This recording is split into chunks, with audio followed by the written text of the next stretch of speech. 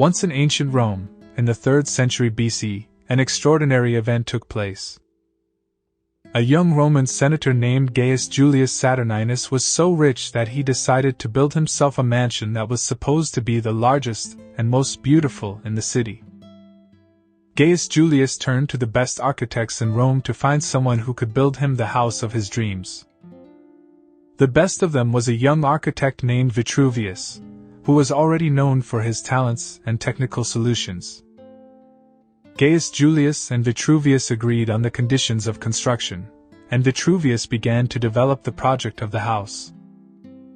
The project was so complex that the architect spent a lot of time and effort on it. He worked day and night, studying materials and construction techniques to make the building as strong and elegant as possible. After a long period of work, Vitruvius presented his project to Gaius Julius, and he was enthusiastic. However, upon first inspection, he realized that it would cost him much more to build this house than he expected. Gaius Julius turned to Vitruvius and asked why the project was so expensive. Vitruvius explained that his project includes the latest technologies and engineering solutions that will ensure the high quality and strength of the building. Gaius Julius, angered by the high prices, decided to find a cheaper architect named Mark, who was less expensive and promised to build a house for less money.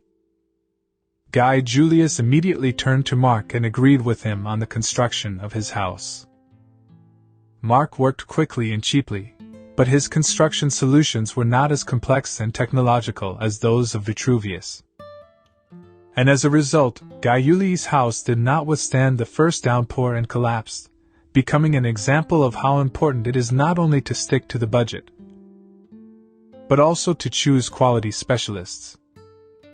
Gaius Julius was disappointed and upset, but decided not to sit still.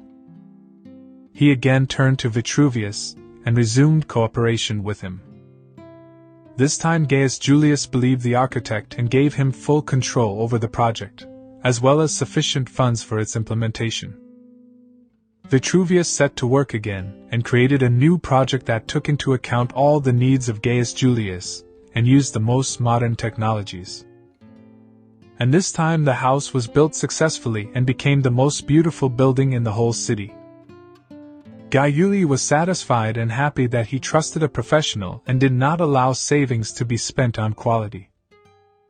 And his new house became an example of how important it is to stick to quality and not to spare money on the important things in life. Is this story true? Try guess about it in the comments.